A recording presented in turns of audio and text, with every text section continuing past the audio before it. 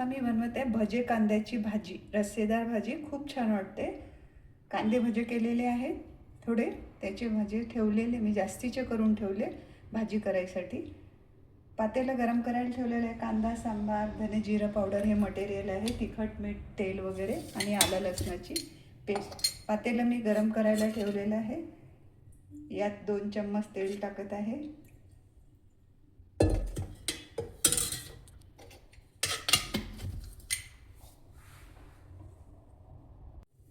तेल तापलेलं आहे। मी कांदा टाकत आहे चिरलेला, बारीक कांदा जो चिरला होता तो टाकत आहे।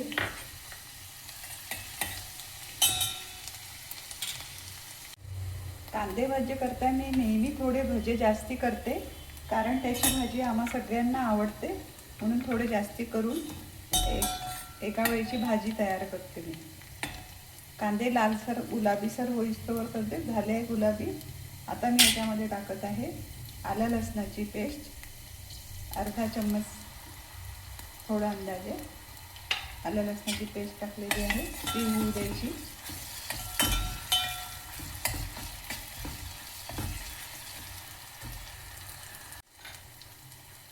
अर्धा चम्मच हळद, धने पावडर, जीरा पावडर अर्धा चम्मच, 1 चम्मच असं तिखट आणि थोडा सावजी काळा मसाला, थोडा।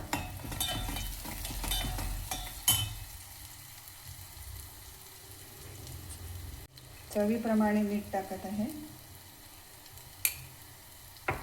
आणि त्यासोबत हे बेसन भांड्यामध्ये जे होतं त्याचं पाणी काढलं होतं ते मी टाकते।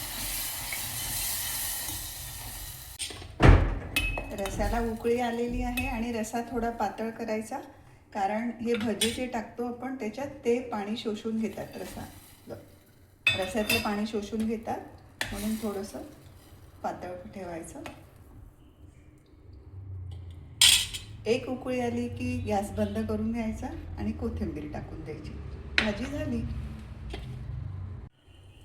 उकळी आलेली आहे, मी कोथिंबीर टाकत आहे। अशा प्रकारे ही भज्याची भाजी तयार झालेली आहे। गरमागरम टेस्टी भाजी तयार करून बघा, तुम्हाला सुद्धा आवडेल।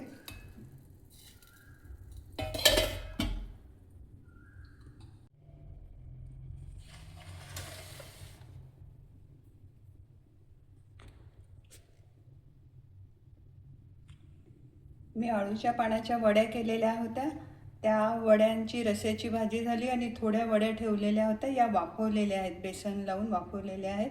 याची आज आता मी सुकी भाजी करत आहे, ती बघा, ती पण टेस्टी वाटते, छान वाटते। ही अशी कुचकरून घ्यायची असते, बारीक करून घ्यायची हाताने कुचकरून।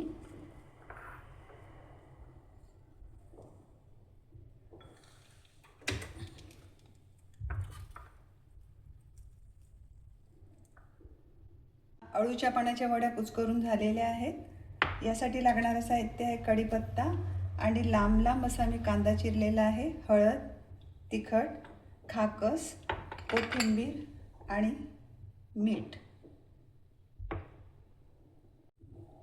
मी यात तेल टाकलेलं आहे 1 चम्मच, त्याच्यामध्ये टाकत आहे मी जिरा झालेला आणि थोडा कोथिंबीर जास्ती टाकायचा, म्हणजे अजून टेस्टी वाटते ती भाजी।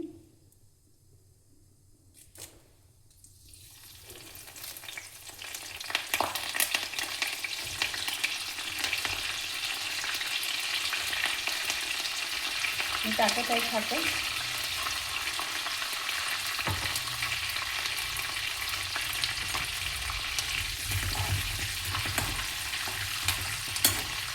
हे तेलात झालं की हा कांदा चिरलेला आहे मी एवढा साधारण, तो कांदा टाकत आहे। लांबसर कांदा चिरायचा आणि तो टाकायचा।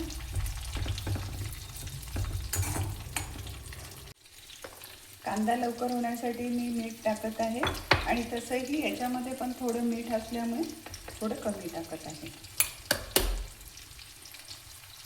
कढीपत्त्याचा सुगंध असा छान येत आहे।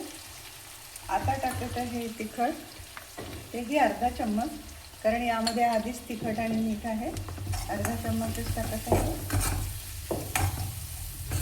आणि त्यासोबत टाकत आहे या बारीक केलेल्या अळूच्या पानाच्या वड्या.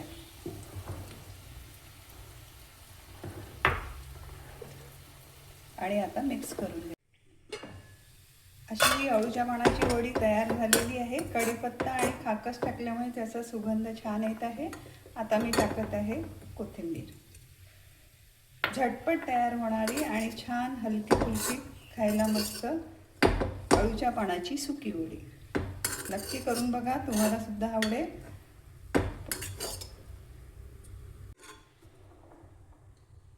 अळूच्या पानाची सुकी वडी.